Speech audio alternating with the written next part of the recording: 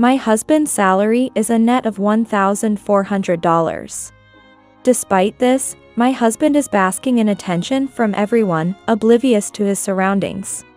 He even deludes himself into thinking he's a high earner. Don't talk back to me, Jessica. I'm the breadwinner here. You should be grateful you married someone who earns as much as I do. If you have a problem, we can get a divorce anytime. Saying this, Tim belittles me. I'm so fed up with this life.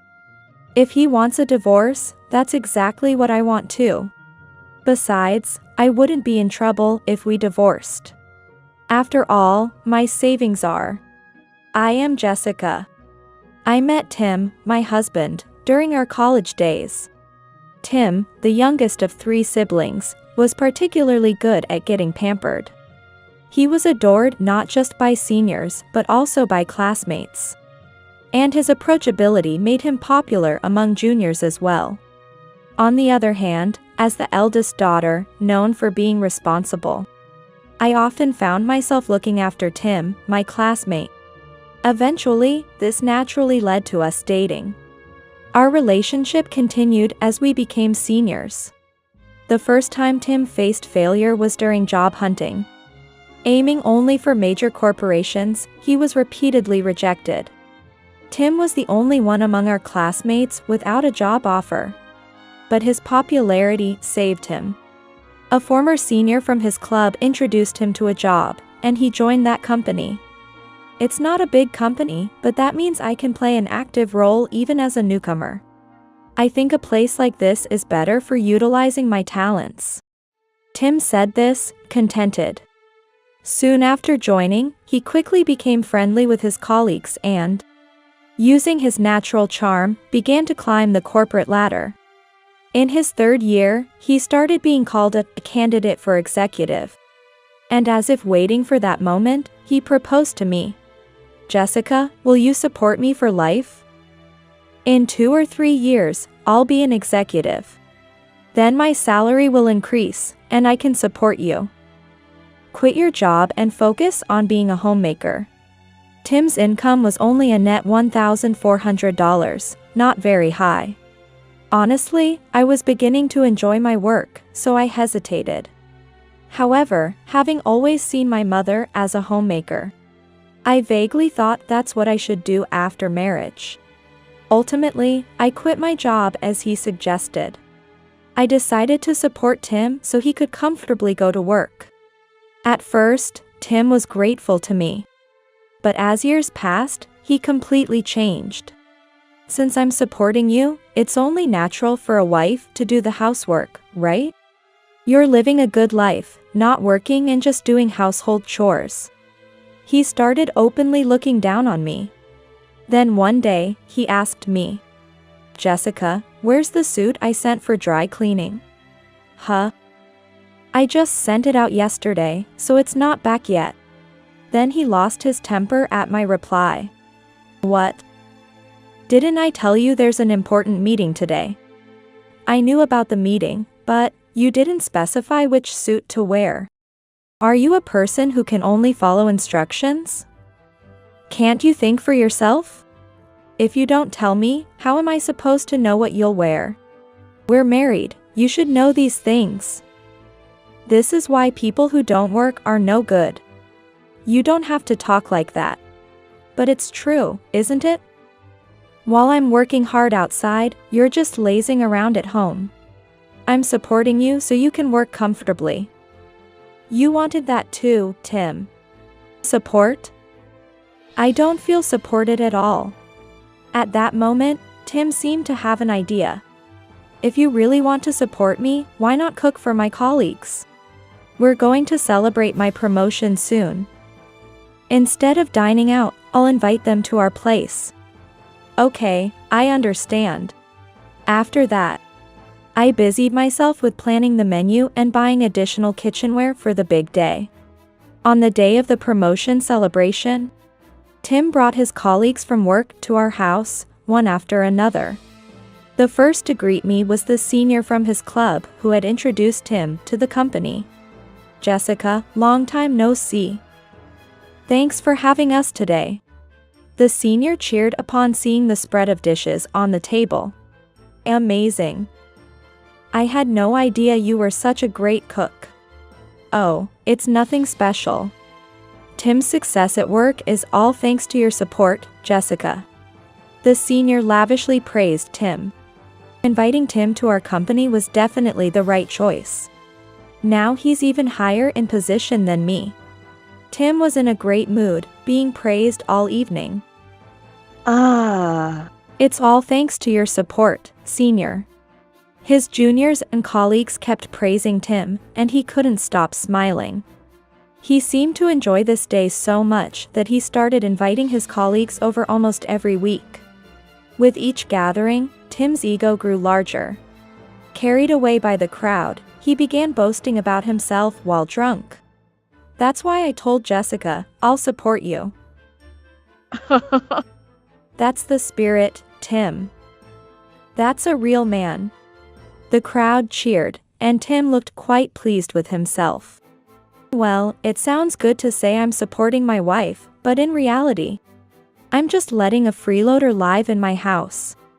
It really ticks me off when she just lazes around at home without any gratitude, even though she lives off my earnings. Still, I think I'm quite a generous husband for keeping her around. Yeah, that's right. Good job. Tim has a big heart, and so generous. No, it's all thanks to the time when you invited me to the company, senior. I owe my current success to everyone at the company, not just my wife. Today's gathering is a token of my gratitude, so please eat and drink as much as you want. Thanks, I won't hold back. Let's all drink up and celebrate Tim's achievements. Cheers. I had so much to say, but in front of Tim's colleagues, I just swallowed my words. When it was almost time for everyone to leave, Tim suddenly said, This was really fun. A big change from spending weekends just with Jessica. Hey, how about we make this a weekly event? I'll get Jessica to cook whatever you guys request. Tim's colleagues were thrilled. I want to eat barbecue. Do you have a hot plate, Senior Tim? Not yet, but I'll buy one. I love lobster. Can you prepare that, Tim? Of course, for you, Senior. Everyone started requesting their favorite dishes, all expensive items. But since we couldn't ask them for money, the cost would all come out of our pocket. I hurriedly tried to stop Tim. Wait. It's troubling if you just decide like that. I want to relax on weekends too. What? You relax plenty during the weekdays. Why not work for your husband on the weekends? And the money too. As I tried to argue back, Tim sharply rebuked me. Hey. Enough already. Are you opposing me, your husband? Everyone is looking forward to this, so think before you speak. Then, Tim turned back to everyone and apologized. Sorry about my stupid wife. Seems like not working makes her lose her social sense. I'll discipline her properly later. Under Tim's pressure, I couldn't argue any further. But the story didn't end there. I secretly overheard some of his colleagues saying, Tim is really easy to manipulate. Flatter him, and he'll do anything. Well, that makes it easier for us. Right, I need to go home early to work on my side job. Can't live off just the company's salary. Pushing all the work onto Tim and doing a side job, you're quite cunning, Senior. Even if I work overtime, it's not like I get paid extra. So that's how it is. He's just being used by the company. And he's so oblivious, happily carried away. It was after everyone had left that Tim yelled at me. Hey, what was that attitude earlier? Don't embarrass me. Tim, please listen to me. I pleaded with my husband. If we entertain like this every week, it'll be a disaster for our finances. No matter how much savings we have, it won't be enough. Just manage it with your daily budgeting. You're being supported by a high earner like me, enjoying your life. You should at least make that effort. I'm already being frugal. But if we keep catering to your colleagues' demands every week with expensive meals, there's a limit to how much we can save, right? Tim, you're just being used by your seniors. What are you talking about? Those people rely on me, they value me. Responding to that is what being a man is all about. What would you, who don't work, know about it? But, I heard what those people were saying. Shut up. Those colleagues are far more important to me than you. They respect and depend on me. They're the ones who'll lift me higher. You, who just drag me down, are more of a hindrance in my life. I was stunned. I couldn't believe my husband thought this way. Tim, let's calm down. Let's talk about our future together, calmly. I proposed this as a last hope, but even that was rejected. Our future? Discuss? I'm the head of the household, the breadwinner. I won't allow you, who doesn't earn, to talk back to me. It's not talking back. I just want us to decide things together. That is talking back. You can't even earn properly. So you should just quietly follow my lead. If you don't like how I do things, we might as well get a divorce. A divorce. Yeah, that's right. You depend on me for your livelihood. Supporting someone useless like you is a disadvantage for me. But I'll accept it as the fate of a capable man. Okay, I understand. I can no longer stay with this man. I've made up my mind about Tim, who has completely changed. The next day, before Tim woke up, I packed my belongings and left the house. At most, he is used by his colleagues without knowing. That night, there was no contact from Tim. He probably thinks I'll give up and come back soon. A week later, perhaps getting anxious, I received an email from Tim. But it had no sign of remorse. How long are you going to sulk? If you don't come back soon, I won't care anymore. Don't come crying to me later. I ignored the email. It's unimaginable that I would ever go crying to Tim. A month passed without incident, and then Tim called me. Hey, the credit card company called and said, the savings account is zero, and the card payment couldn't be processed. You took my money, didn't you? I haven't touched the household money, you know? Then why is there no money left?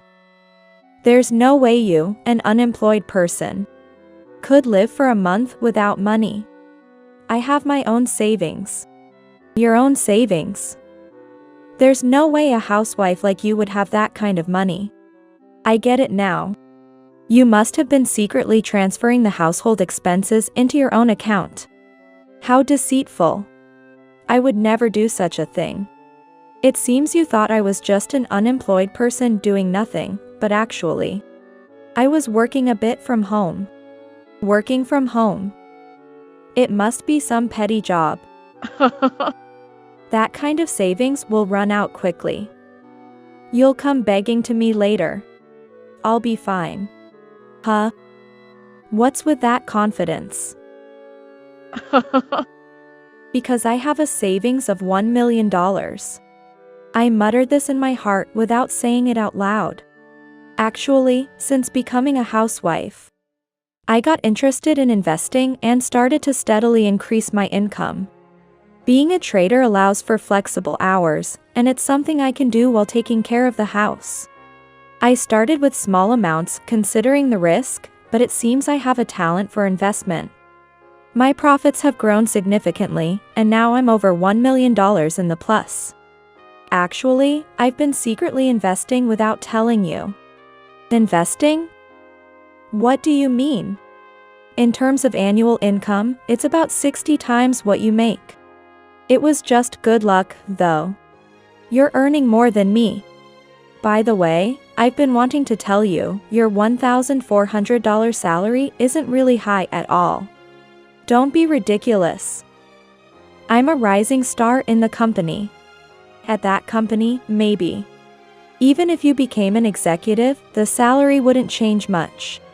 That's true, but even the seniors, who are still regular employees, are raising children, right? If the salary were low, they couldn't manage, could they? Don't you know? The seniors can't make ends meet on their salary alone. So they supplement their income with side jobs. That's why they push all the troublesome work onto you and leave early. For the company, it's also cost-saving to have you, who doesn't get overtime pay, work late as an executive. So, I was just being used. The easily flattered Tim must have been easy to handle. When you were away, they were all talking freely about you, not knowing I was listening. Why didn't you tell me? I tried to. But you said, the people at the company are more important than me. And wouldn't listen. Tim finally fell silent. Then he started making excuses. But we were living off my salary as a couple, so it wasn't a low income, was it? Did you really think we could live on just $1,400? The only expenses covered by your salary were rent and utilities. Everything else was supplemented by my income. I gave you money for groceries. A mere $100. It's surprising you think that's enough for two people's food expenses. You've been eating out and shopping as you like, but I've been paying all those credit card bills. Then Tim said in a fading voice, I left all the money management to you. Exactly, leaving all money management and housework to me. You just worked, right? You probably never even properly checked the card statements. Maybe you should go back to elementary school and relearn how to keep a budget book. Hey, can you at least pay this month's credit card bill? Why should I? Weren't you the one who used the card? We're a couple, aren't we? A couple? You said before, if you talk back, it's divorce.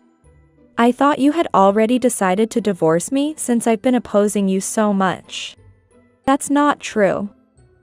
I swore to support you for life when we got married. Such a cheap vow. In the end, you couldn't support me, let alone make me happy on your own. You weren't happy?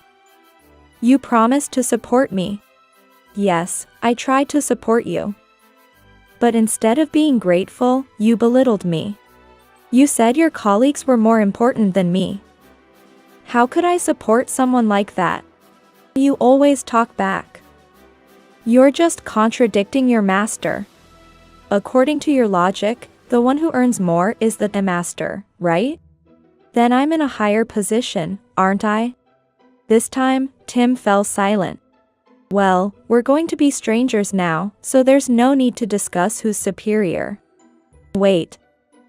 Is there really no chance to start over? Yes, it's impossible. You wouldn't be satisfied with a woman who earns more than you, wouldn't you? You always want to be greater than your wife, right? You should find someone who earns less so that you can act superior, as you used to. But with your salary, you can hardly live comfortably. This is how I firmly decided to divorce Tim. Realizing he couldn't live on his salary alone, he apparently started a part-time job after work. But since he couldn't manage housework, his appearance deteriorated. And he lost the only thing he was good at, his pleasant personality. The colleagues who once adored him are now shunning him. As for me, since separating from Tim, my unnecessary expenses have decreased. And my savings are growing. I've developed a good rapport with a man I met at an investment seminar. And my private life has begun to flourish. Unlike Tim, my current partner respects me regardless of how much I earn. With him, I might be able to walk a new path in life. I'm feeling quite optimistic about it now.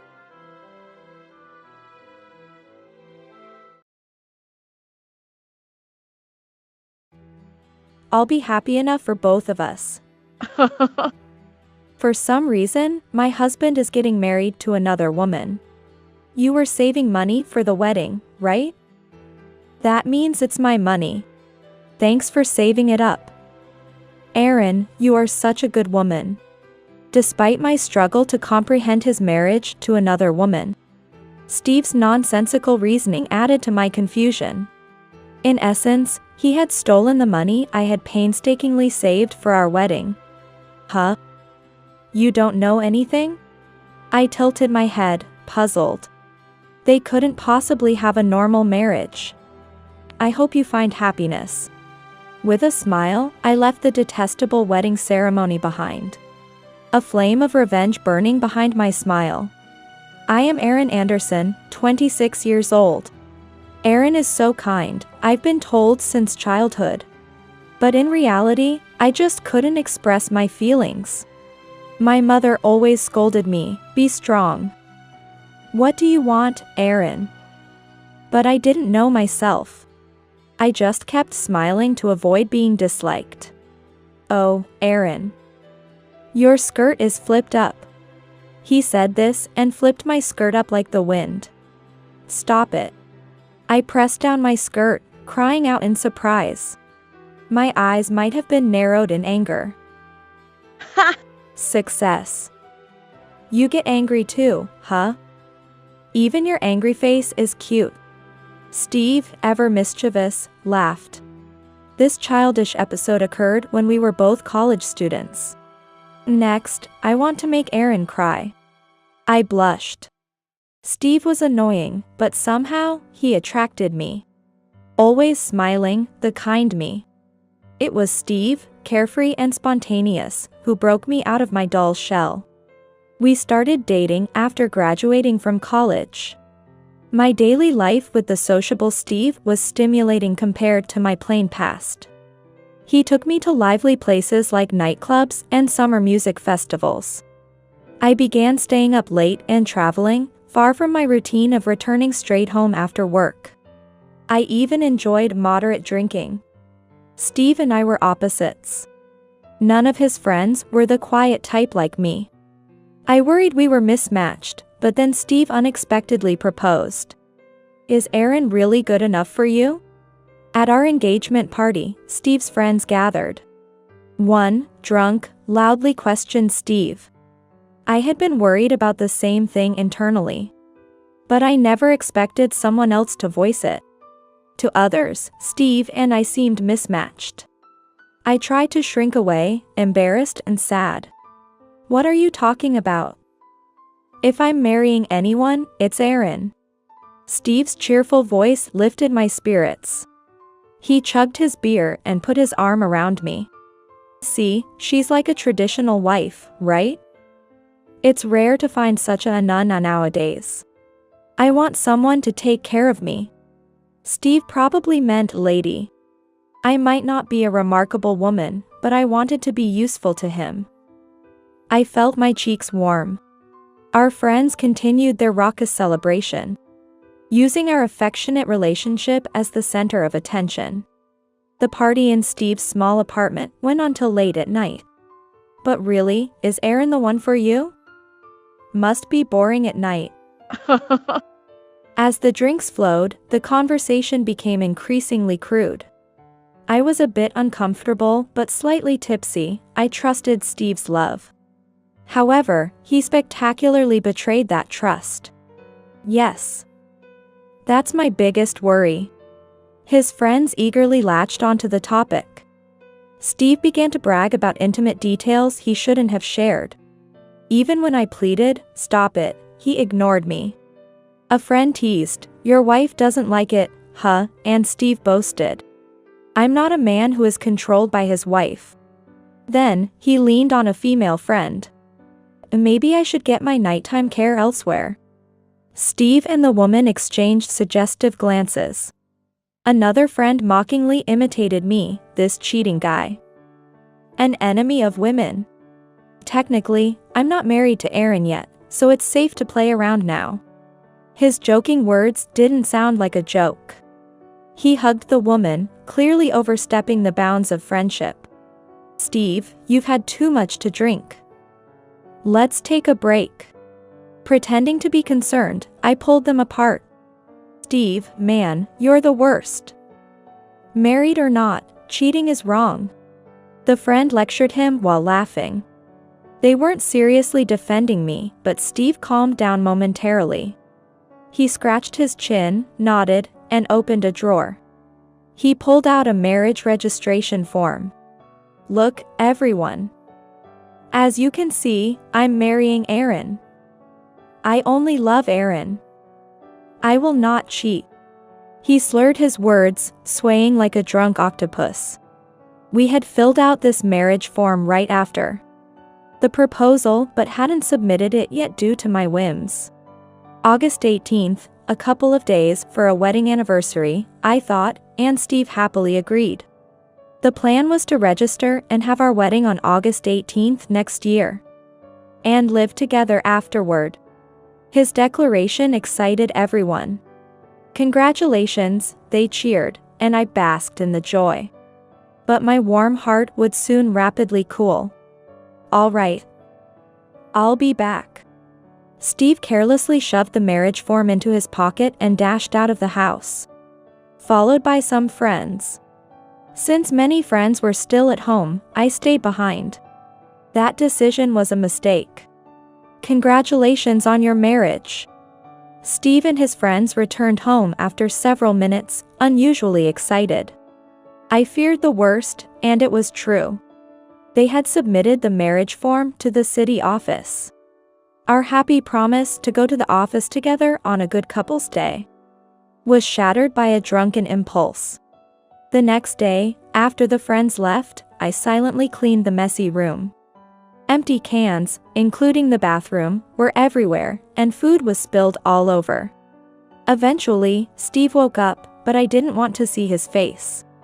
As I silently cleaned, he approached me, sensing something was wrong. What's up? Are you mad? I had fun with everyone. And it's a bummer when someone's not into it. My friends are your friends, right? I want you to get along. Oh, and thanks for cleaning. You're like a traditional wife, so considerate. I was right to marry Aaron. I love you. Despite his smooth words, I was disarmed by his embrace. Sorry about last night. I know you don't like wild parties. As a thank you for putting up with it, how about a relaxed date at the aquarium next time? Yeah. In the end, Steve is kind. There's no use regretting the past. We can make our wedding day our anniversary. I thought a modest ceremony would be fine. But I knew Steve would probably want to invite many friends. He's the type who wants to enjoy his big day in a flashy way.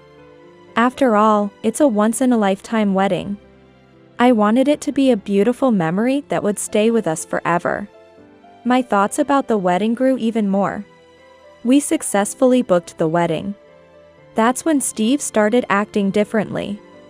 You never really liked going out with my friends, did you?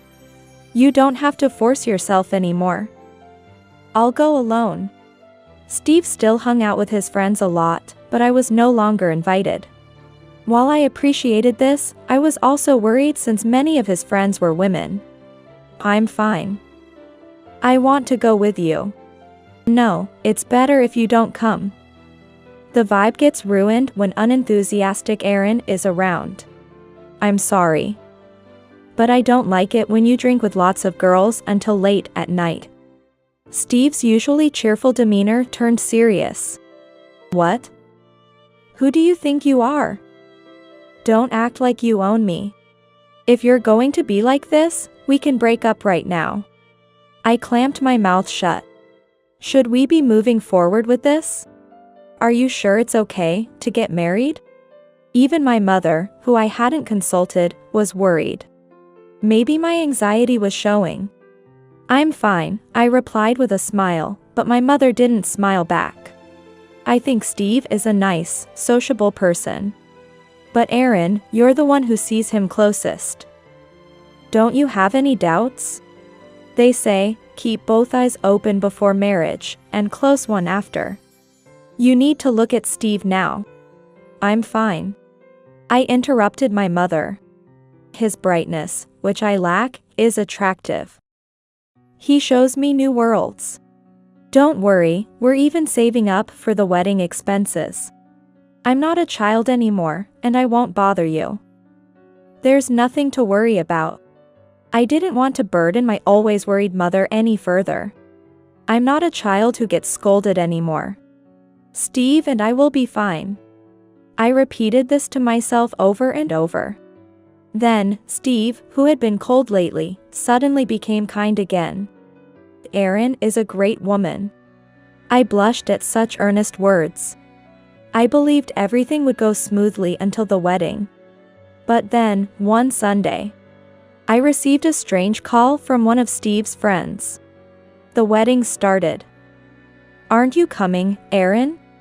Forget the past, let's all drink and celebrate. Our wedding was still a long way off. Maybe it was another party in our honor? I asked for the location and rushed over. What I saw there was an incomprehensible reality. They're having a wedding. Steve, dressed in a tuxedo, was being celebrated as the groom. The rented restaurant was filled with many friends, all drinking and having a great time. When I froze at the entrance, one of his friends casually approached me. Steve frowned in a good mood. Hey, what's this? An uninvited woman has shown up. Steve mocked me, and the bride next to him laughed loudly. The bride was Vanessa, one of his friends. I remembered them getting cozy at a drinking party. Their too close for comfort interaction was uncomfortable. But now it seemed they had been more than that from that time. Looking around the venue, I spotted what seemed to be the parents of Steve and Vanessa.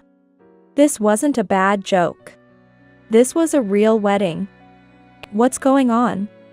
I managed to say in a trembling voice. Steve, without any remorse, responded casually. It's a wedding. What? Did you still think you were dating me? No way. Steve laughed hysterically, holding his stomach. Man, this is great. You're such a naive woman, Erin. Perfect for a wedding. Steve amusingly slapped my back as I stood frozen.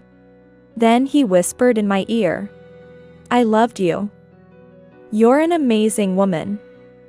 I've never met anyone like you. Normally, these would be pleasant words, but they felt incredibly sarcastic. But you know, it's boring. Happy to be called a good woman? Hilarious. It means you're just convenient, you know?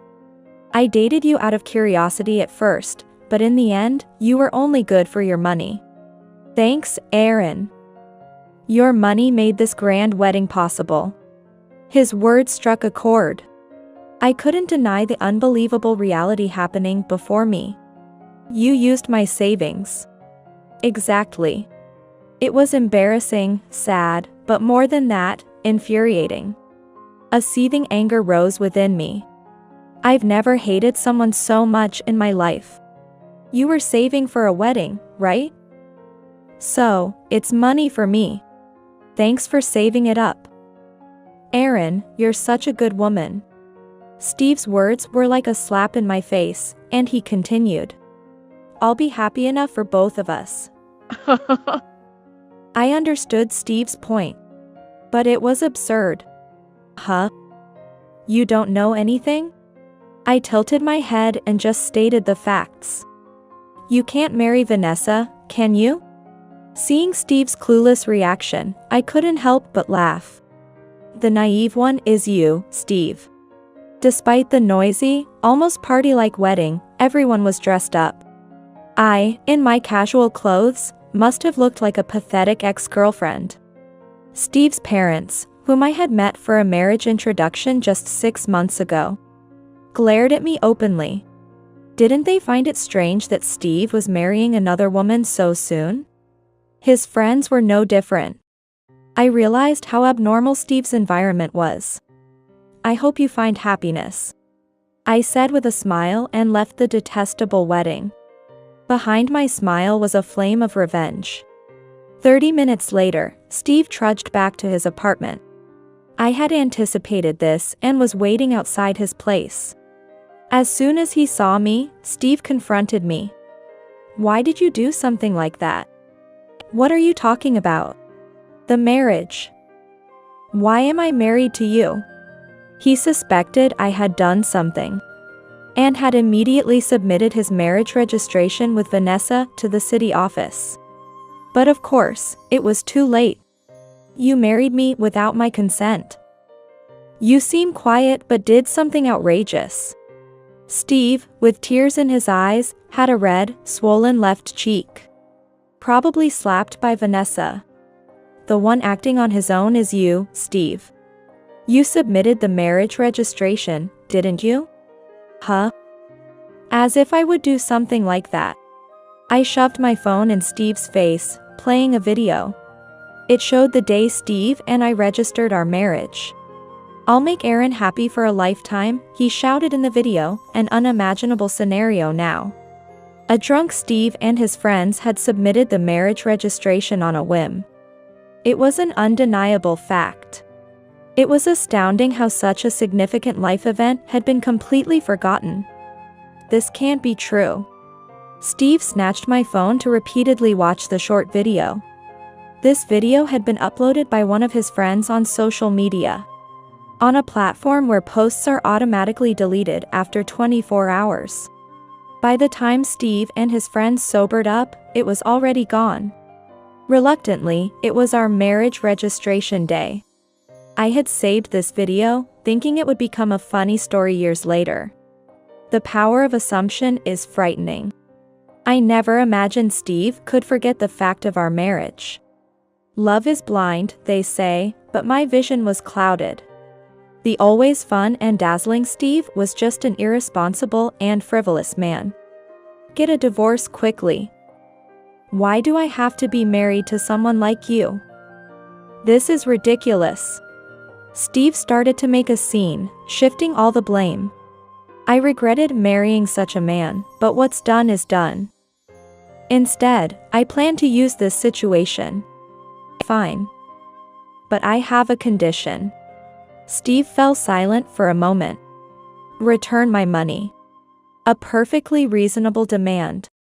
Yet, Steve approached me, face red with anger. Huh? I've already spent it all. You're such a stingy woman. Didn't you save it for our wedding? Then it's my money. Well, the marriage partner changed it though. I quickly checked online banking and found that Steve had taken over $30,000. This substantial amount wasn't just saved in the months since our engagement. It was accumulated since I started working. It's not your money, Steve. It's theft, I said firmly. Then a voice came from behind. It's not theft. Turning around, I saw Vanessa. Steve quickly covered his swollen, red cheek, but Vanessa seemed to be in a good mood. They had quarreled over the inability to marry but reconciled, and Vanessa returned to Steve.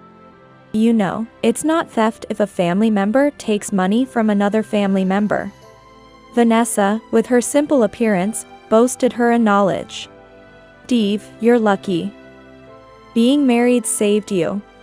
Theft is when someone takes another person's money. If a husband uses his wife's money, it's okay. You won't get arrested by the police. No reason to return it. Steve's expression brightened. Really? Really? When my mom stole all our family's money and ran away with some guy. The police said that. That's hilarious. I couldn't find anything funny about it, but Steve and Vanessa laughed hysterically. I realized how different our worlds and senses of humor were.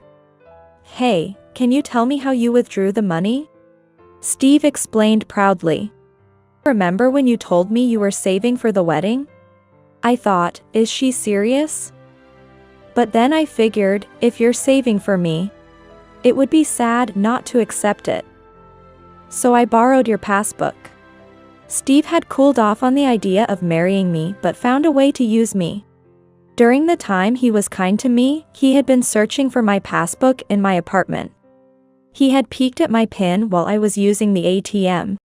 I see. Steve bowed his head slightly. Thanks for marrying me.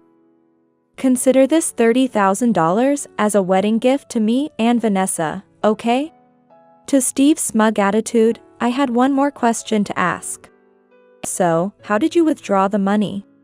When I checked the transaction, it seems like $30,000 was withdrawn at the bank counter all at once. Steve disguised himself as a woman and went to the counter. But that would be too obvious. Then, the only other person who could withdraw the money would be Vanessa. It was a large amount, and an ID card must have been required, right? I can't believe it, but did someone impersonate me? Vanessa visibly reacted. Without any remorse, she confessed. I just went barefaced with a mask, and no one noticed. Plain faces have no distinct features, so everyone looks the same. Honestly, walking outside without makeup was so embarrassing. Aaron, I don't know how you do it. I couldn't stand it. Vanessa laughed hysterically, clearly lacking any real knowledge. I see. So, Vanessa, you're also a thief? Even if Steve can't be charged because he's family, you're a stranger. So you'll be arrested by the police. Steve and Vanessa both muttered. Looking at each other and turning pale. I didn't do anything. I don't know anything. Vanessa quickly denied everything, but I held up my phone. I've been recording this whole time. Vanessa turned pale and collapsed. Finally accepting the situation, she hung her head. Sorry. She muttered softly. Sorry, I apologize. I just did what Steve told me to. I didn't mean any harm. We needed money to get married, so I just... Hey, don't make it sound like it's my fault. You were the one who complained about not having money, Vanessa. So I came up with the plan to take money from Aaron. Huh? You said Aaron would never get angry no matter what. This isn't fair. Why do I have to be the thief? I thought Aaron would just cry and that would be the end of it. This is different from what I expected. I realized how much I had been underestimated. This is all so confusing. Anyway, Aaron, let's get divorced. I'll pay back the money bit by bit after we separate. No way. I couldn't trust a thief's word. I'll divorce you anytime. But only after you return all the money. Steve clenched his teeth. Vanessa let out a shrill scream. Just divorce already. We can't get married if you don't. Steve chose to marry me, and I want to divorce too. But only after getting the money back. But I can't pay back $30,000. You're both young. If you work hard together, you can save up to $30,000 quickly. I saved it up myself, after all. I don't have that time. I'm pregnant. Steve got his fling pregnant before our marriage, discarding me unilaterally. They didn't have money for the wedding. Let alone for moving into an apartment together or for childbirth expenses. You got pregnant without thinking about the future? Once the baby is born, you can't prioritize yourself anymore. It's not just about having fun now. I couldn't help but speak some hard truths to the irresponsible pair. I felt like a concerned aunt lamenting, are these kids going to be okay? The unborn child is innocent, but that doesn't mean I'll forgive Steve and Vanessa. Vanessa started sobbing loudly, and Steve lay prostrate on the concrete ground. Afterward, I reported Steve and Vanessa to the police. It's said that theft within the family cannot be criminally charged. But civil litigation is another matter. I was determined not to let them get away with it. In addition to the theft, I also demanded compensation for Steve's infidelity and pregnancy with his affair partner, plus the cancellation fee for our wedding. I told you I don't have any money. Why are you trying to squeeze every last penny out of me? Although Steve cried and vented his anger at me, I told him, this is how the real world works. If everyone lived as selfishly as Steve does, the world would fall apart. The $30,000 was eventually returned, paid by Vanessa's father. With the money returned and her apparent remorse, Vanessa received a suspended sentence. Of course, I also demanded compensation from her for the affair. Are you happy ruining other people's happiness? You're so mean. How much more money do you want? A heavily pregnant Vanessa appeared before me, expecting an apology but instead, confronted me. It's only fair to get my stolen money back. And the compensation isn't because I want money. It's what Vanessa owes for doing something wrong. Though I answered politely, Vanessa just cried and wailed. With the $30,000 returned, I divorced Steve. And Steve married Vanessa. However, their honeymoon phase was far from sweet. They were both broke and had to live with Vanessa's father. He strictly monitored them to ensure they repaid the $30,000 he fronted. Plus the compensation to me. Both were made to work in a factory owned by a friend of Vanessa's father. With no leisure allowed, not even a day off. Vanessa was expected to work until just before her due date. Steve tried to escape several times but was easily caught and returned to this prison. Steve and Vanessa blamed each other for their predicament. As I learned from Vanessa's father, who came to make monthly payments. I'd disown that daughter of mine right now if I could. But an innocent child is coming, and I have to ensure payments to Aaron. Vanessa's mother had run off with all their family's money and a lover. So her father had a strong disgust for his daughter, who did something similar. Steve's parents were unreliable, so Vanessa's father was a crucial support. Heartbroken, I returned to my parents' home. I expected comfort from my mother, but instead, pull yourself together. I was scolded and felt tears welling up.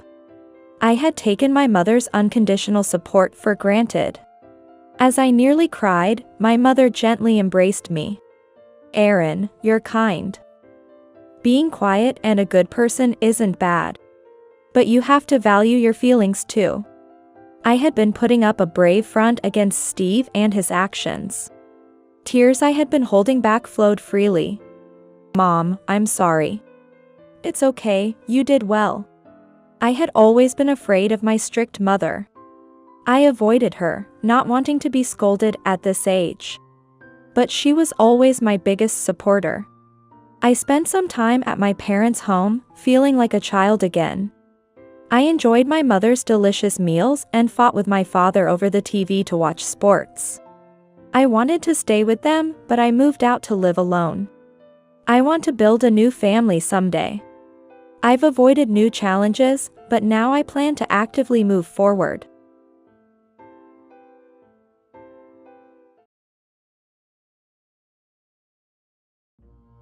I'm divorcing you, a fat, lazy woman who doesn't do housework. Raise the kid yourself. My husband betrayed me and said he would remarry my sister. Since I became pregnant, I had a feeling that something was wrong. But I never imagined that he would go after my blood-related sister. It's like a story out of a drama, but this is undeniably reality. Okay, I get it. It's enough. Here's the divorce papers. Seeing my husband happily writing the divorce papers. But now, my counterattack begins. My name is Elena, I'm 32 years old. I've been married to Sean for 3 years now. We wanted children but couldn't get pregnant. And just as we were considering fertility treatments, I got pregnant with our first child. We did it, Elena. We're finally going to be parents. When we confirmed the positive pregnancy test, my husband was teary-eyed with joy. Really? I'm so happy. But we have to go to an OB/GYN tomorrow.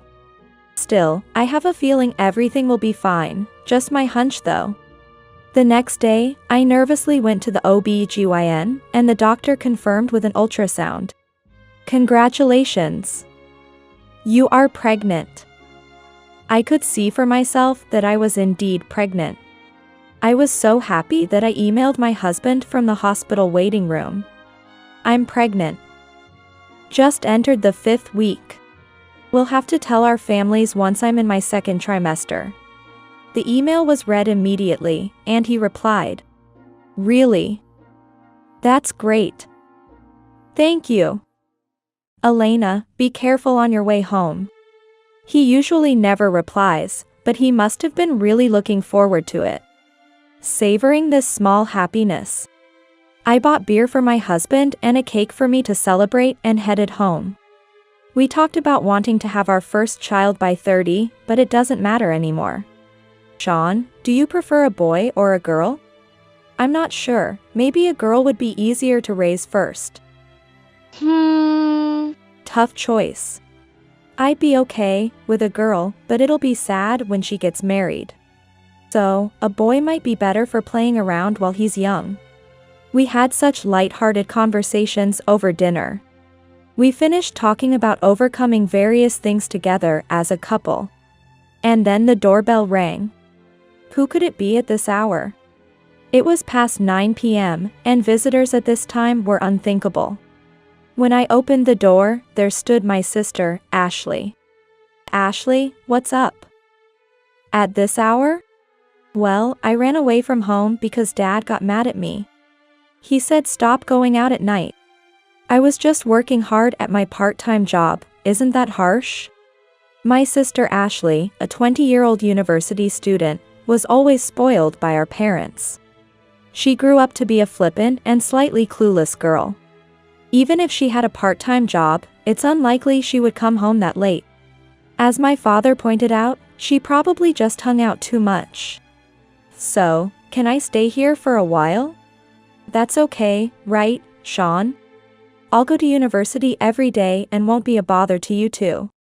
Well, I don't mind, but are you okay with it, Elena? But, I think we should let your parents know. They'd worry if Ashley stays here without informing them. Though I was hesitant because I had just found out about my pregnancy. I allowed Ashley to stay for a few days. Looking back, maybe that was a mistake.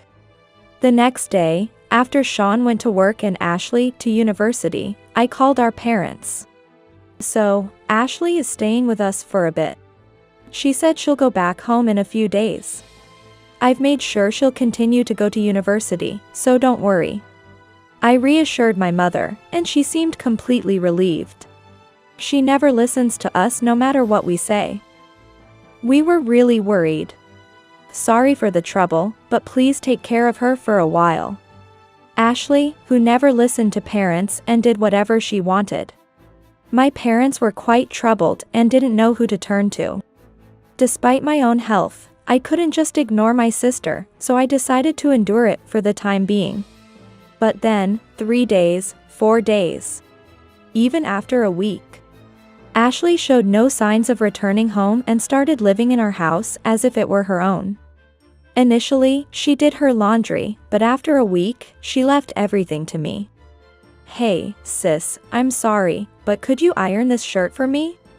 Also, I'll be home late from my part-time job tomorrow, so please prepare dinner for me. She was treating me like a maid and laughing about it. What? Why? I told you to take care of your own stuff. My words seemed to go in one ear and out the other. Worse, Ashley and Sean bonded over their shared love for a certain cartoon. And started having daily conversations about it. Sis, I really get along with Sean. This must be fate. Yeah, Ashley and I have exactly the same taste in manga. It was nice that they got along, but Sean seemed to forget that I was pregnant with his behavior. Elena. I'm in a good mood today, so let's have some beer. Bring some for Ashley too. And some light snacks would be great. Can't you do that yourself? I have a lot to do too. When I protested, Ashley angrily said, Sis, that attitude towards Sean is not right. He's supporting us, isn't he? It's terrible to treat your husband who works hard to earn money like that. Elena thought, what? Supported by him? Who? I suppressed my desire to argue back and served beer and some snacks. See, you can do it, Ashley said with a full smile, but honestly, I wish she would leave right now. Of course, they left the table messy without cleaning up. I silently cleaned up after them, which had become a daily routine. Days full of stress. That night, after Ashley went to sleep, I spoke to Sean. Hey, you do realize that I'm pregnant, right? This lifestyle is not normal. Isn't it normal to ask Ashley to take care of her own things? Yeah. But honestly, Ashley is still just a child. So, I thought it would be useless to tell her anything. Sorry about that. He apologized, but it was clear that he didn't mean it. The next day and the day after, he continued to ignore me and had fun with Ashley. I was so upset that I finally spoke to Ashley. Hey, I didn't say it earlier, but I'm pregnant. There's a baby in my belly. So, it's fine for you to stay, but I need some help around the house. What? Sis, you're pregnant? Seriously? I thought you were just gaining weight recently, but you were actually pregnant. Got it. I'll try to help out with Shawnee as much as I can. Did she just say a Shawnee? Yes, they had become close over the days and started calling each other by their first names. Shawnee and Ash. Moreover, they used to sit across from each other at meals. But recently they started sitting side by side, laughing and touching. Just looking at them almost made me nauseous. I felt I had to intervene, so I called our parents. I'm sorry, but I need you to come and pick up Ashley. I didn't tell you, but I'm pregnant. I can't take care of Ashley anymore, please help. I told them everything about Ashley's recent behavior. How she doesn't do any housework and acts arrogantly. And how she and Sean drink and make noise every night. My parents were dismayed to hear this. What is she doing? She should have come back home as soon as she knew about Elena's pregnancy. Such a useless kid. That's probably why she failed her year. What? Failed her year? Ashley had been leaving the house every morning saying she was going to university. But apparently, she hadn't been attending. With so many shocking revelations, it took me a long time to process everything. Eventually, with my parents' help, we convinced Ashley to return home. But then, Sean's behavior became noticeably odd. He constantly carried his phone, texting someone, and started staying out late under the guise of work drinks, which he rarely did before. He showed no interest in my growing belly or our child. Hey, Sean. Today was my 7-month checkup, and we found out the baby's gender. What do you think it is? You said you wanted a boy, right? About that, I honestly don't care right now, maybe it doesn't matter. I'm just too busy with work, you know. Oh, I see. No interest. I thought at this point that our relationship might not work anymore. I said, I see, you're busy, but not caring about your own child seemed terrible to me. And him clutching his phone every day was likely him communicating with Ashley. He had that same smug look when he was with her, oblivious to everything else. It's not surprising, really. No man would probably feel bad being approached by a woman 12 years younger. In the end, for Sean, a young woman seemed more important than his wife, who had supported the family. Still, I needed to gather evidence of his infidelity. If my husband really had an affair with my sister, it would destroy not just our marriage but our entire family. With our child's birth approaching, I decided to take action and immediately hired a detective agency. Though I was told it could take at least a month for the investigation results, it only took a week to gather all the evidence. As suspected, Sean was meeting Ashley daily, and she wasn't even attending university. I informed my parents of these facts and told them I was divorcing Sean. They agreed with me and promised to cut ties with Ashley as well. However, I soon realized that I wasn't the only one thinking about divorce.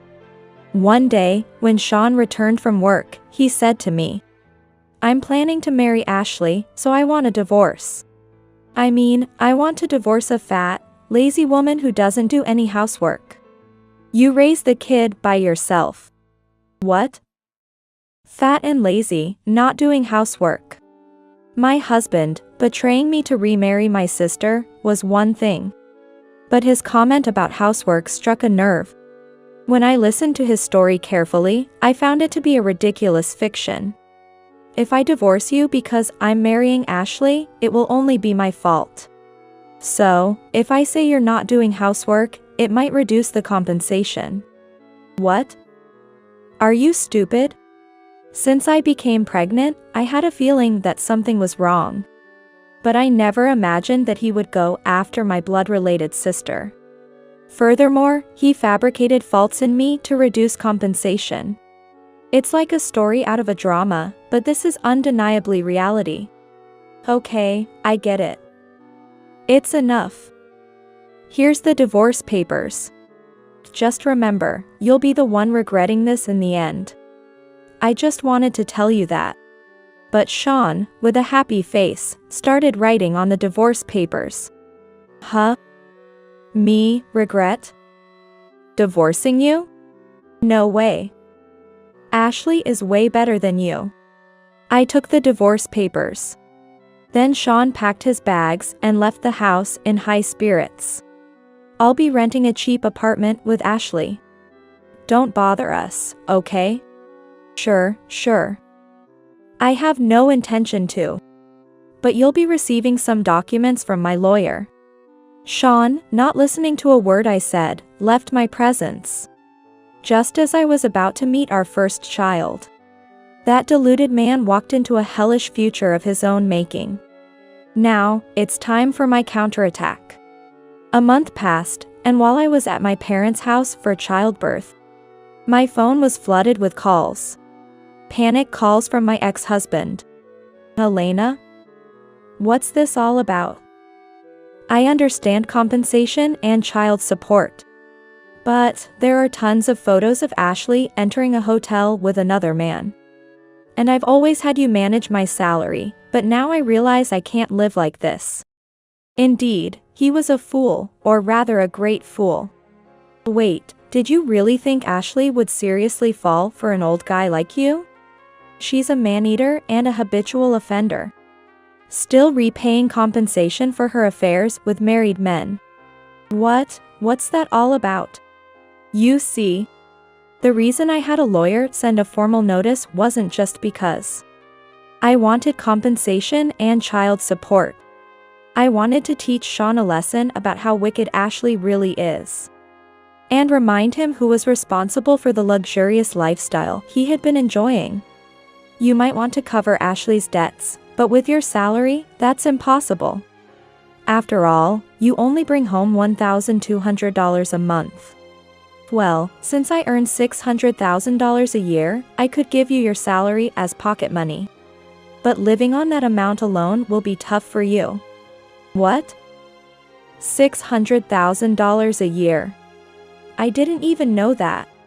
My ex-husband's voice already sounded like he was about to cry. Now he probably realizes too late that divorcing me was a mistake. Was I tricked by Ashley? I already promised to marry her. And I even bought her an expensive ring. Well, that ring might already be pawned off. Too bad for you. Anyway, I'll make sure you pay the compensation and child support. I sternly told my trembling ex-husband. My ex-husband kept apologizing, begging for another chance. Can't you give me just one more chance? I'll work hard for our child who's about to be born. I promise to change. Of course, I'll do it for you too, Elena. Please. Despite his pleas, his words didn't touch my heart at all. I could easily imagine that after our relationship ended, he would face a dramatic situation with Ashley. I heard his sobbing voice over the phone. And soon after, Ashley's angry voice as she returned home. What is this? Who did this? Sneaking around like this is the worst. Ashley, despite being at fault, was defiant and had the audacity to lash out. I felt an undeniable need to punish her for her actions. But my ears hurt from her yelling after she snatched Sean's phone. Elena. What have you done? Can't you stand to see someone else happy? You're so twisted. What? What are you talking about? Are you stupid too? Ashley seemed a bit taken aback by my calm response.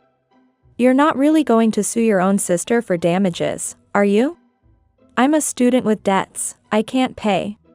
My sister's voice gradually trembled, and I struggled to hold back my laughter at the 180-degree difference from her previous pompous attitude. I don't care how much debt you have. That's your problem. After all, you're the one who wrecked a family. Plus, I heard you failed a year at university and were disowned by our parents. Now you'll have to drop out and start working to pay off your debts. What's with that cold attitude? Aren't you my sister? How can you attack your sister without feeling bad? You're the worst. I couldn't care less about what she thought. After all, she's caused trouble with men and racked up a lot of debt. Even going after other men and even my ex-husband. I'm not generous enough to forgive such a sister. In fact, I'd rather cut ties with her. I have no intention of helping my sister, Ashley, who barely works and keeps getting into trouble and accumulating debts.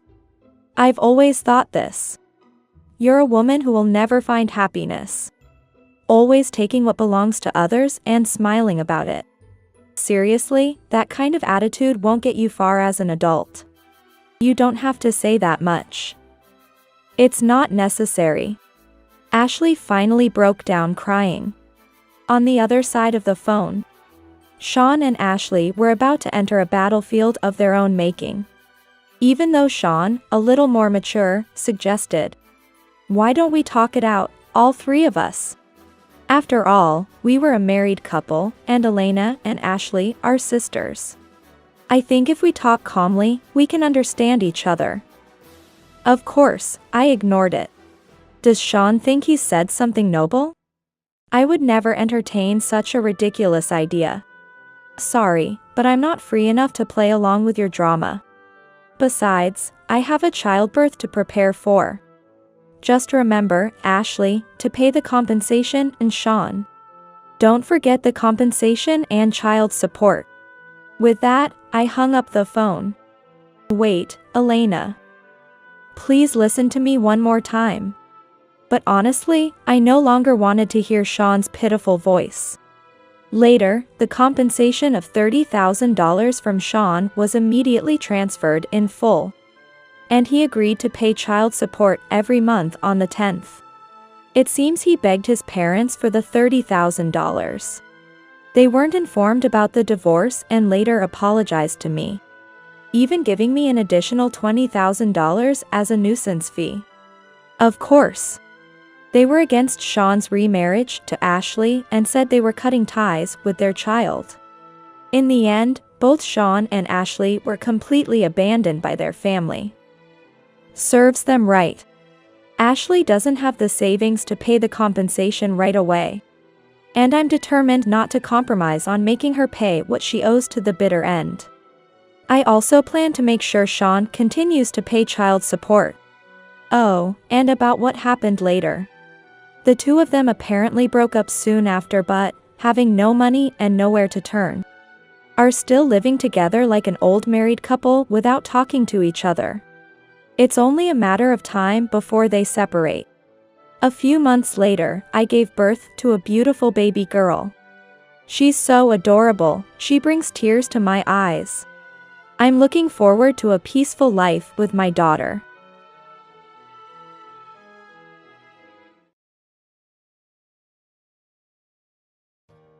In the multitude of encounters we have in life, it's remarkable when a man and a woman meet, fall in love, decide to marry, and spend their lives together. What seems simple is indeed profoundly challenging. A marriage of mutual love is nothing short of a miracle. I too am one of those who encountered such a miracle in life. I met a man in a college club and, before I knew it, he became the love of my life. He loved me in return. After graduation, we faced many challenges, even nearing a breakup. Yet, we overcame these difficulties and vowed to love each other forever in marriage. Our days are ordinary, yet they bring tears of happiness. Life with the one you love is filled with smiles. My name is Judy. I'm a 34-year-old housewife working in an IT company. It's been 10 years since I married Tom. Even in our mid-30s, our relationship remains strong. Hey, what shall we do on our next day off? How about we go see a movie? It's been a while. Great idea. There's a delicious pasta place nearby, right? Let's have lunch there after the movie. Sounds good. We don't have children, but that's not a big deal. We were excited about a movie we wanted to see. However, on the eve of our day off, Tom came home late from work, looking unusual. He seemed tired and unwell. You look tired. Is work tough? Realizing I'd asked the obvious as he was working overtime, I regretted my words. But then, Tom gave a faint smile. Yeah. Well, work is tough, but that's usual. But what? Yeah. No, it's nothing major. He never did tell me the reason. He didn't seem to enjoy our date the next day either. His mind seemed elsewhere. In the end, I couldn't even remember the plot of the movie, and we went home without having lunch. Tom continued to act strangely. He seemed more preoccupied than tired. When I asked if something was wrong, he would just give a vague smile and shake his head. He used to share everything with me. It was clear Tom was hiding something. Was it something he couldn't tell me, or did he think it wouldn't matter if he did? These worries continued. Tom's spirits seemed to decline day by day, and I too suffered, not knowing how to help. Then one day, a call came to my workplace. My colleague said it was from a hospital. Instantly, I was overwhelmed with indescribable anxiety. Had a parent fallen ill, been in an accident, or? With trepidation, I answered the phone. As soon as the call ended, I rushed out of the office. In the hospital room, I nearly collapsed. A nurse at the entrance supported me. I stood on my own, trembling, and approached. Tom was lying in bed, appearing to be asleep. But he wasn't just sleeping. I already knew that from the doctor's explanation. We did all we could. The doctor spoke with regret. I silently shook my head, expressing understanding and forgiveness. It wasn't anyone's fault. It was just fate. A stroke. Tom collapsed suddenly at work and never woke up. The separation was so abrupt that I was stunned into silence, unable to cry.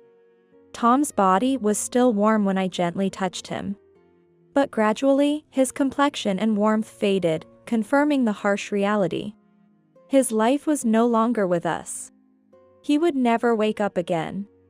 When reality hit me, I burst into tears, an unstoppable flow streaming down my cheeks. I was grateful I had let it all out in the hospital, as the busyness that followed made it clear there was no time for grief. I had to inform both our families and navigate through the whirlwind of preparations. There was so much to do.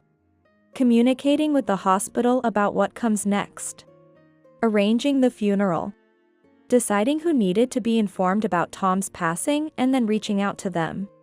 Preparing for the necessary paperwork at government offices and financial institutions. There was a mountain of tasks to attend to. There was no time to grieve. But having these tasks probably saved me from never being able to stand up again. Tom's parents, especially his mother, were devastated. She was more shocked than I, having lost her son. Their love for their son was evident. I knew how much Tom loved his parents, and so did they. That's why his mother was so deeply saddened. Had I not had responsibilities, I might have been in the same state.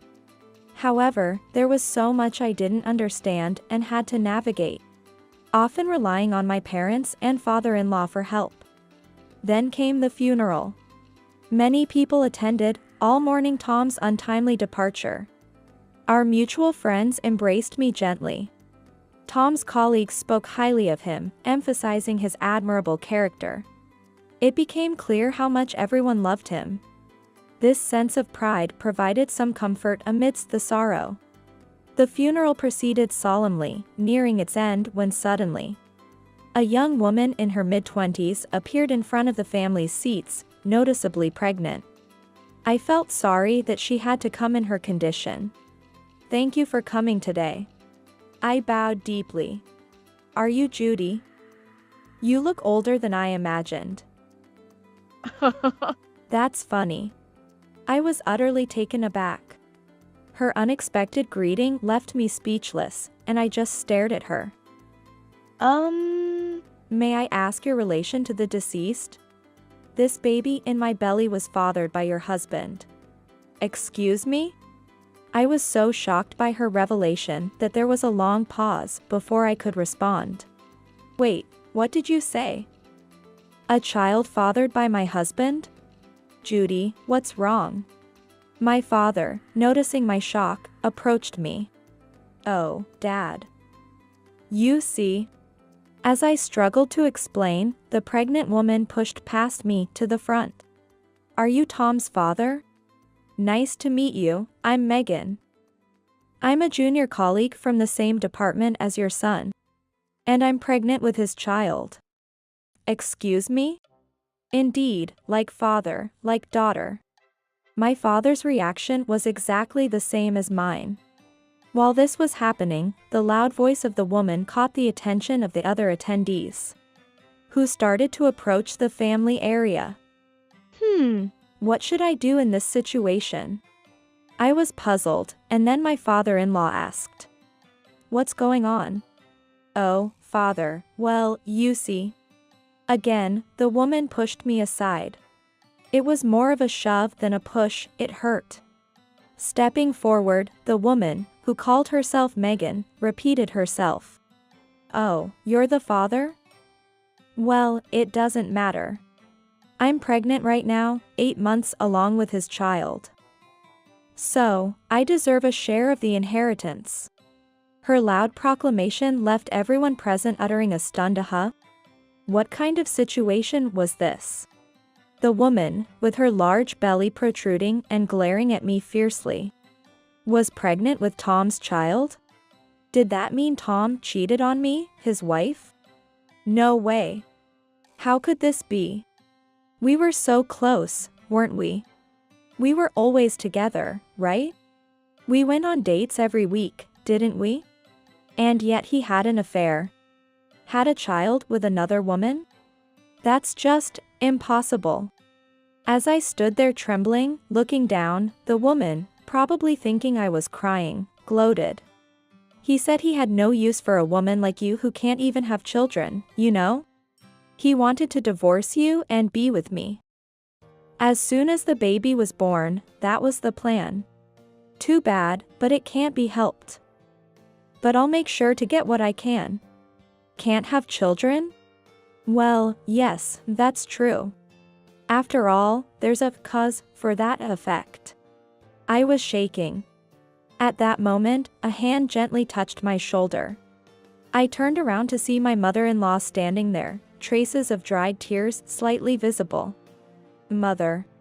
I looked at her, almost pleadingly. "May I ask something?" "What did you just say?" Anger flickered in my mother-in-law's eyes. "I said I'm pregnant with your son's child?" "Really? Is that a fact?" "Of course it is. Tom and I were in love. He used to say, 'I wish I could give you parents a grandchild, but I can't because of that useless wife. He said that. My mother-in-law firmly faced the woman's aggressive assertions. Tom and Judy here were very close and went on dates every week. He would never say such a thing. That was all an act. He always complained to me. It's true. Those weekly dates were a facade. He was with me every night. And you're saying you got pregnant with his child during that time? Yes, that's right. I see. So that's how it is. My mother-in-law began to tremble, just like I had earlier. To an outsider, it might have looked like she had resigned herself to the situation. Though, are those tears of joy for finally having a grandchild? Of course, you would be happy since this woman here couldn't give you one. But rejoice. You'll finally have a grandchild. Now, make sure to give us plenty of money for the baby. Hearing her words, I also looked down and began to tremble. Trembling along with my mother-in-law. A woman looked down on us with a triumphant smile. That's when it happened. A man rushed in, looking flustered. He was Tom's boss. Which meant, he was also Megan's boss. Hey. What on earth are you thinking? He reprimanded Megan sternly. You don't need to interfere. I was with Tom Sr. Claiming my share of the inheritance is only fair. Even if that's true, you should know better than to do this here. Shut up. It's fine. Once I get the inheritance, I'll quit the company anyway. I'll resign, not just take maternity leave. You have nothing to do with me anymore, so keep quiet. The boss was left speechless by her blatant defiance. It was too much to bear. Both Judy and her mother-in-law had reached their limits. They couldn't stop trembling. She couldn't stop the laughter from escaping. No way. It's too funny. Judy, your laughter made it impossible for me to hold back. Judy and her mother-in-law finally burst into laughter, holding their stomachs. Their loud laughter echoed inappropriately in the solemn funeral hall. It might have been irreverent, but I've never heard such a joke before. Exactly. As if Tom would do such a thing. Impossible. The attendees watched in astonishment as Judy and her mother-in-law continued to laugh. Stop laughing. Stop it, stop it, stop it. I'm not saying anything funny. The pregnant woman glared at them with intense protest. Among this chaos, the mother-in-law was the first to stop laughing. You know, I don't know what you're thinking by telling such a lie. It's not a lie. It really is his child. Enough with the nonsense. Her stern rebuke brought a sudden silence over the room. Clearing her throat, the mother-in-law glared at the woman. You see, my son is a huge fan of Judy. He loves her so much.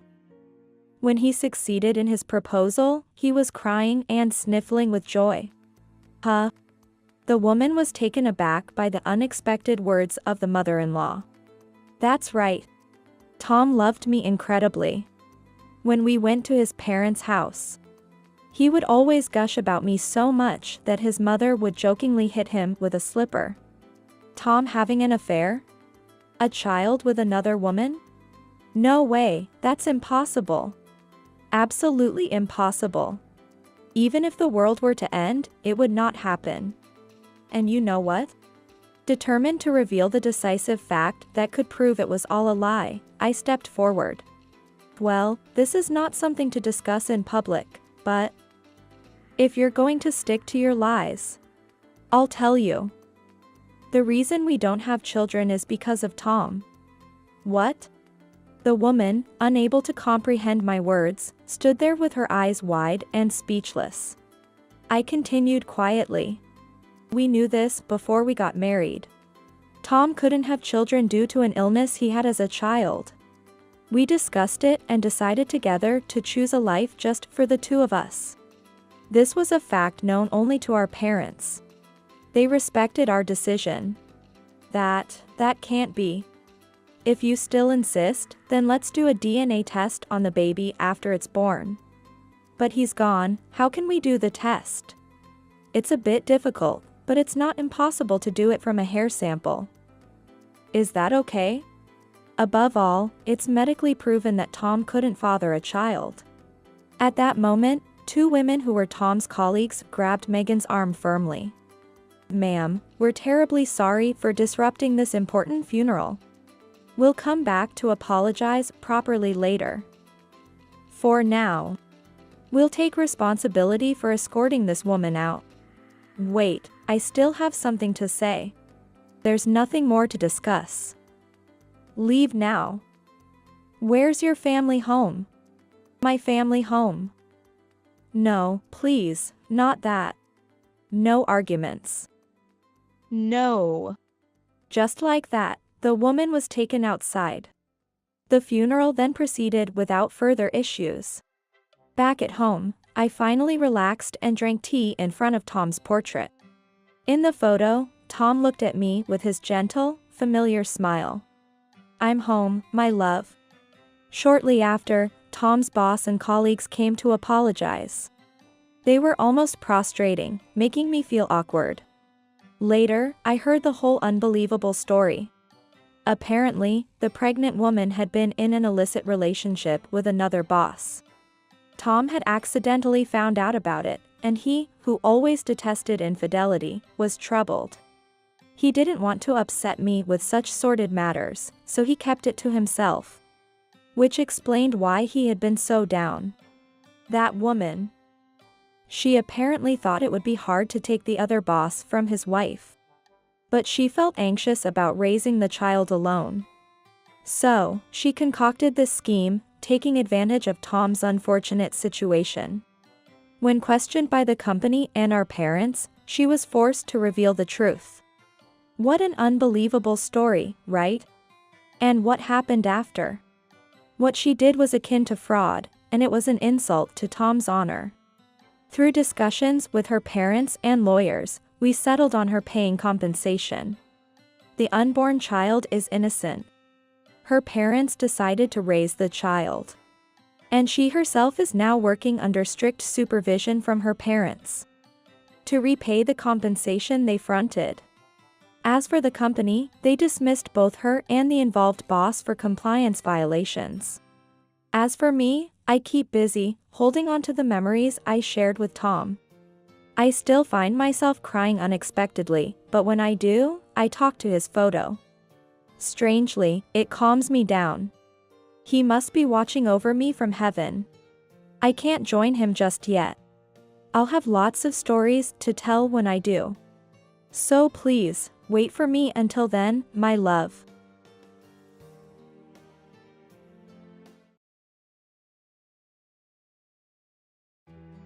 Just had a baby. I expect a gift of $3,000. The message from Kathy, the detestable being who stole Gabriel from me, was outrageous.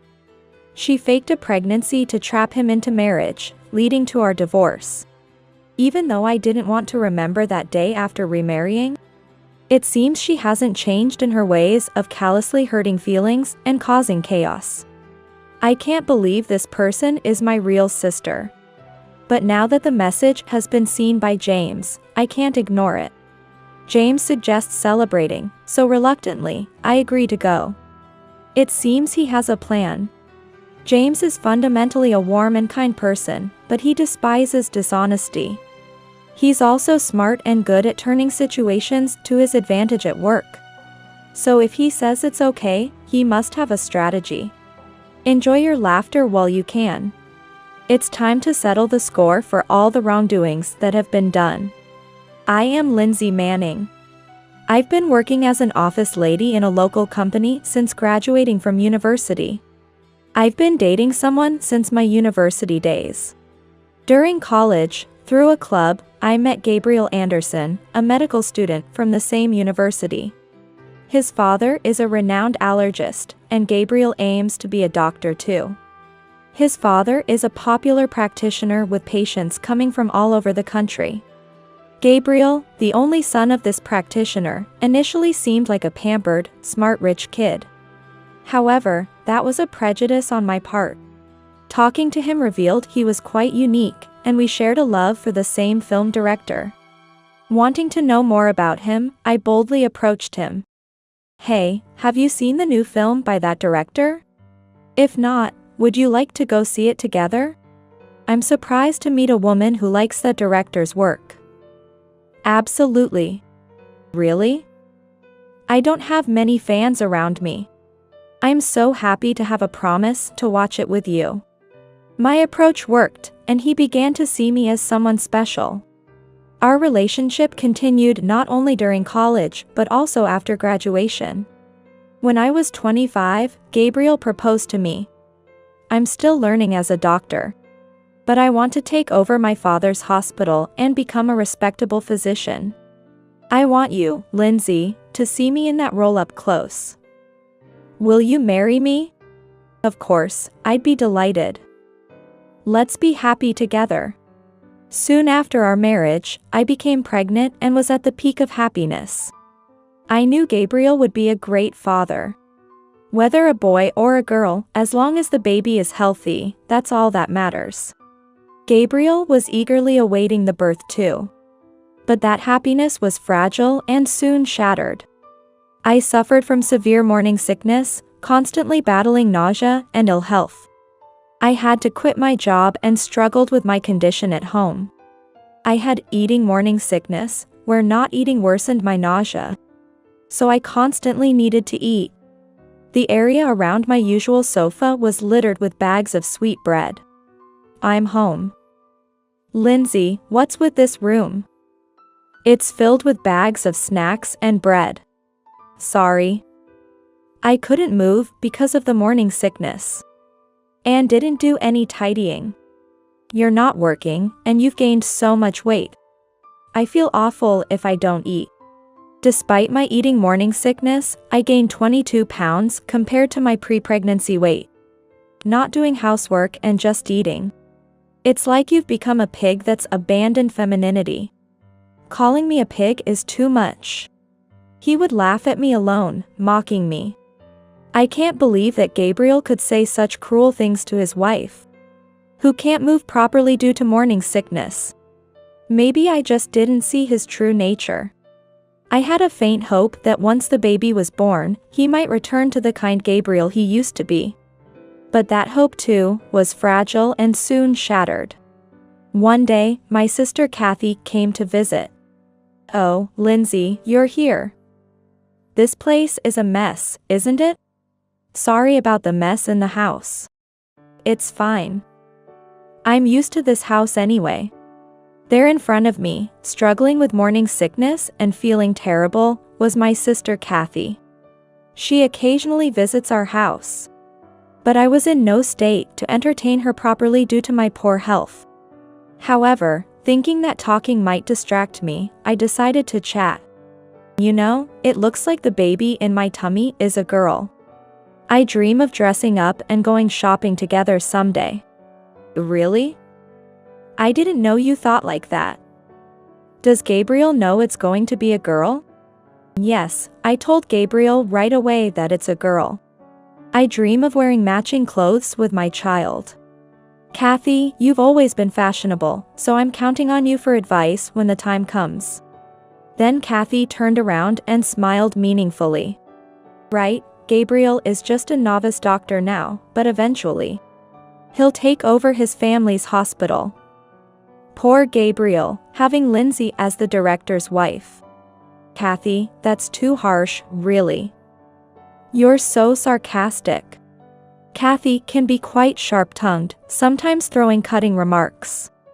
As her younger sister, I've gotten used to it over the years. Still, it's quite hard when I'm feeling ill. However, Kathy went back to her usual smiling self and waved her hand. "Sorry. I just spoke without thinking, as usual. By the way, Lindsay, have you had any troubles lately? Troubles. Well, Gabriel has been coming home late recently.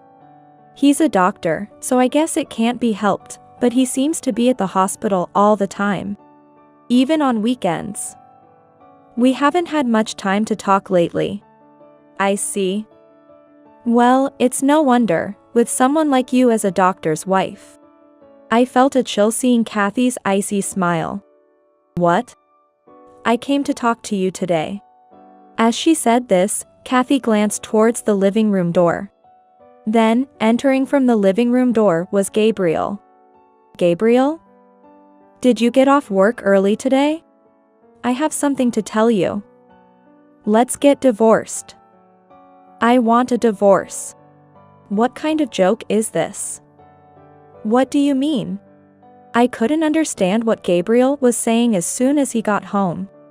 I knew him since our university days. And he wasn't the kind of person to make a bad joke at a time like this. Especially with our child in my belly.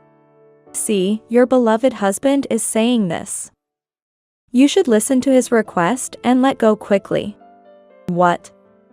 Kathy. Then, Gabriel looked over awkwardly. I can no longer see you as a woman, always eating and gaining weight. But this is eating morning sickness. I feel sick if I don't eat. Kathy looked at me with a triumphant expression. That's how it is. And having a girl in your belly. She won't be the heir to the endo clinic. Besides, I have the sign of Gabriel's love in my belly, a worthy heir. Kathy. Looking at Kathy affectionately stroking her belly, I had a bad feeling. I'm 3 months pregnant now, and the tests revealed it's a boy. Are you kidding me? Gabriel, what are you doing while I'm going through such hard times? That's why it's unacceptable for you to keep making excuses. Quitting your job, and just eating. I'm fed up with watching you lie around eating snacks all day. I take care of myself, so I don't have any nausea. I won't lose control and eat like a pig, like you do, even though I'm pregnant. I was speechless in front of Kathy's triumphant face and Gabriel's guilty look at the floor. I didn't know Kathy was pregnant with a boy. But considering an heir, I want a son too. I'd rather have the beautiful Kathy as my wife than a woman who keeps gaining weight indiscriminately. That's so selfish. Wanting a son for an heir and a beautiful wife is all your own wish. Of course, I'll pay compensation. So, please, let's part without any more words. Seeing Gabriel prostrating himself, I realized there was no turning back. Afterward, Gabriel and I divorced, and I gave birth to our daughter as a single mother. Gabriel's promise of compensation turned out to be just words, and he never actually paid. After giving birth to my daughter, I had to work to survive, as I had no one to rely on. For the time being, not knowing what else to do, I took a job at a nearby department store where they were hiring. Life is unpredictable. Someone appreciated my hard work and personality. His name was James Owen, a capable man known for his work in the external sales department. You're working hard as always. Thank you. I'm about to finish up. Are you done for the day, Mr. Owen? Yeah. There's a great Italian place nearby I want you to try. And here's a souvenir for your daughter. As we kept having light conversations every time we met, we were drawn to each other and started dating. Eventually, it led to us getting remarried. Lindsay, I may be 20 years older than you, but my desire to make you and your daughter happy is genuine. Will you marry me? Really? I'd be glad to. Since remarrying, our lives have been truly happy. The peaceful life with my kind husband and daughter was blissful. But I didn't realize that ominous footsteps were approaching, casting a dark shadow over our tranquil days. One day, while James was at work and I was off, I stood up to make some coffee when an email arrived. It was from Kathy, and the content was shocking. The baby is born. I'm counting on you for a gift of $3,000. Staring at the email with just one sentence, I sighed. It was depressing enough to hear from Kathy, who had an affair with Gabriel and married him 5 years ago.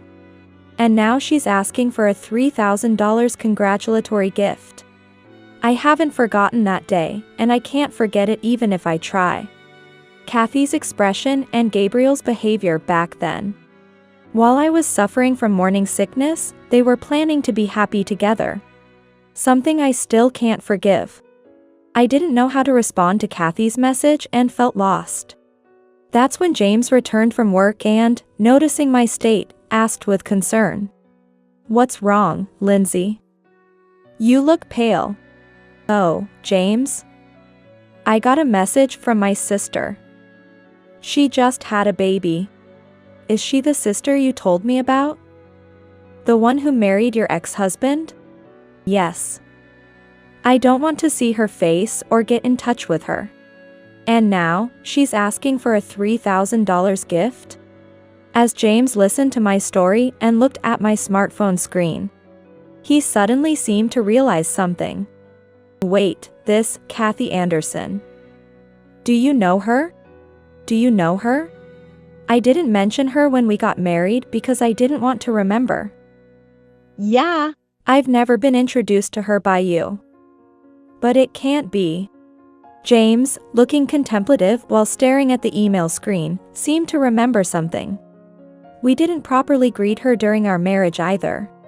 Maybe it's time to say hello. Also, I just remembered something about work. So I need to go back to the department store."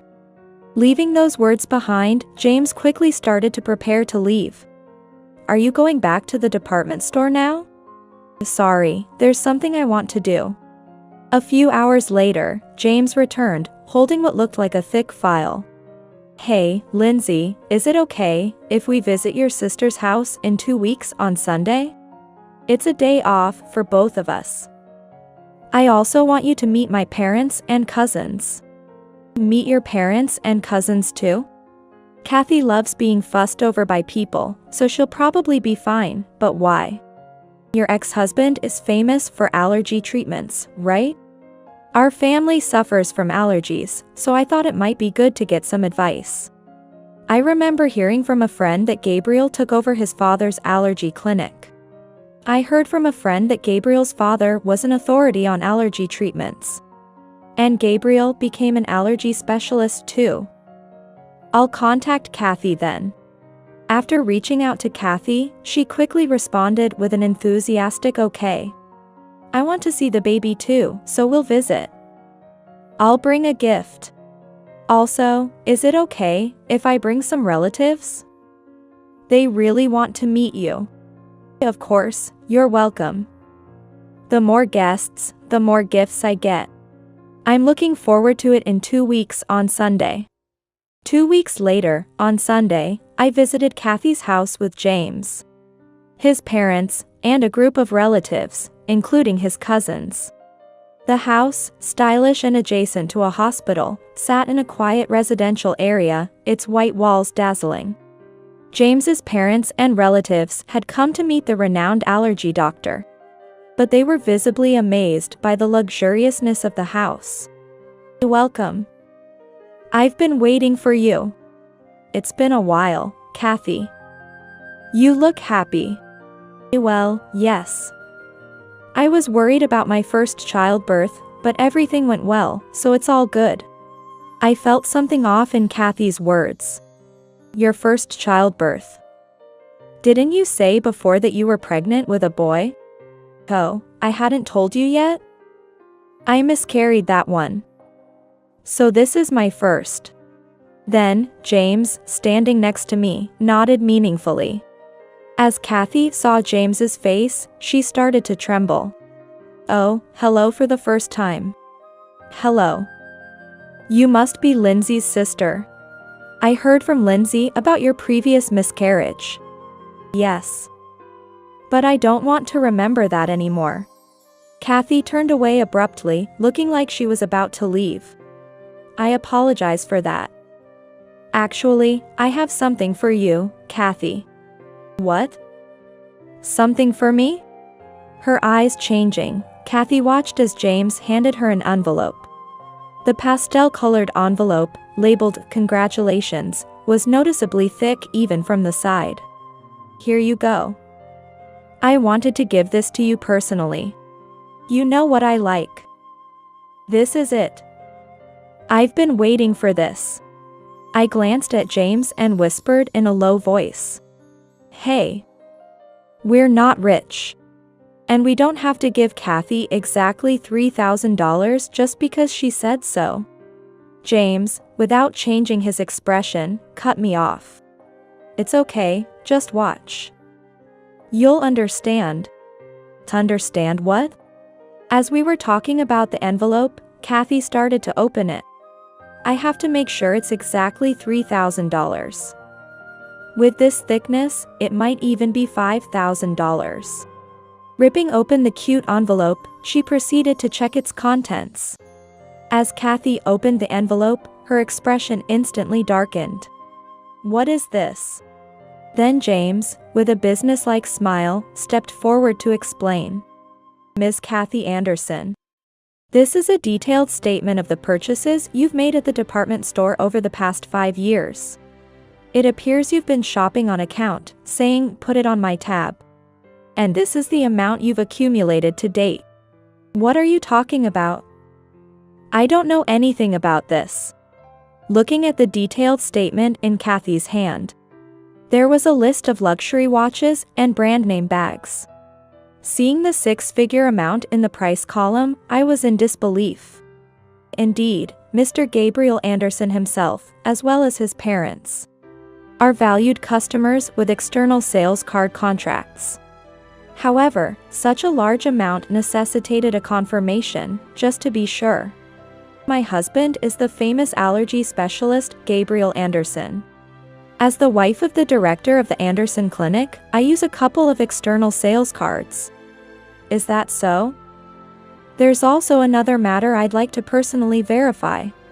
Then James paused for a moment before continuing. About 5 years ago, there was a complaint about a customer who was flaunting an external sales card and having a very unpleasant conversation in the store. What's that got to do with anything? There were several complaints. So we checked with the staff who were nearby at the time. The content of the conversation was so appalling that the staff remembered it clearly. Glancing sideways, I noticed Kathy's expression becoming more severe. According to the staff, the conversation was about stealing someone's husband, who happened to be your sister's husband. Could it be that? Exactly. Moreover, the conversation was about breaking them up using a false pregnancy. The staff recalled how she boasted about it, laughing loudly as if it was a heroic tale. That's when I realized the whole story about Kathy being pregnant with a boy who would be Gabriel's successor was a lie to steal him away. Of course, there was no pregnancy, so no morning sickness or body changes either. What? Are you saying that was my story? When we matched the details of the complaint with the external sales card used at the time, your name, Kathy Anderson, came up. Why would you do such a thing? I can't believe it. I couldn't stand the thought of you entering a doctor's family and being assured a future as the clinic director's wife. I had to take whatever means necessary to tell Gabriel I was the one worthy of that position. I was overwhelmed with disbelief. Gabriel had fallen into Kathy's trap, and she had lied to marry him. As I stood there stunned, the room's door opened. What? What's going on here? Kathy, explain this. How long have you been there? From the beginning. I came back to get something I forgot and found this external sales card statement. And now you're saying the pregnancy 5 years ago was a lie? You set me up. As Gabriel yelled, Kathy burst into laughter. So what? You got a beautiful wife praised by everyone. And we even have a child now, so what's the problem? Don't joke with me. I can't live with a liar like you. Let's get a divorce. You're joking, right? What about our child?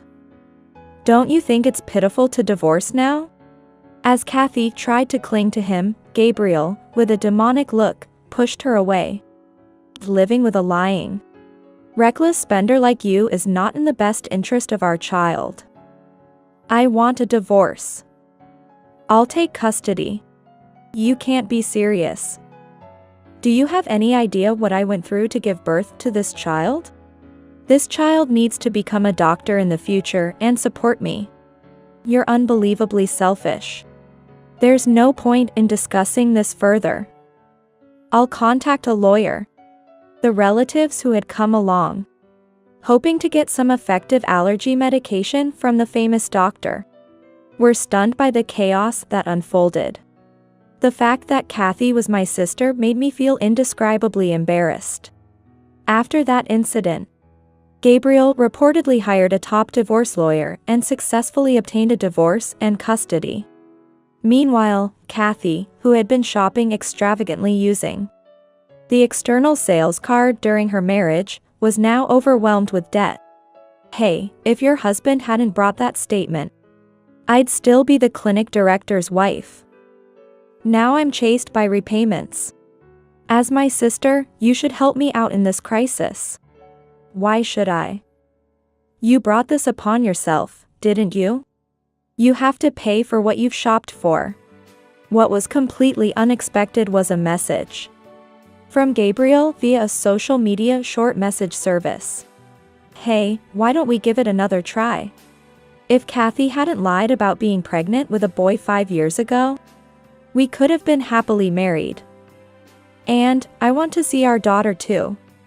I haven't forgotten how you abandoned and ridiculed me when I was suffering from morning sickness and then cheated on me. After 5 years of no contact, suddenly he comes back with these convenient proposals. I don't even want to see his face anymore. Despite inheriting the clinic from his father, Gabriel struggled to keep it afloat. Rumors of his affair led to a decrease in patients. Gabriel's inherited Anderson Clinic now has a 1-star rating and an unbelievable number of bad reviews on a hospital review site. The irony of his obsession with having a male successor and the impending closure of the clinic he inherited is not lost on me. My husband, daughter, and I continue to live happily together. Lindsay, are you ready? Shall we head out soon? Yes.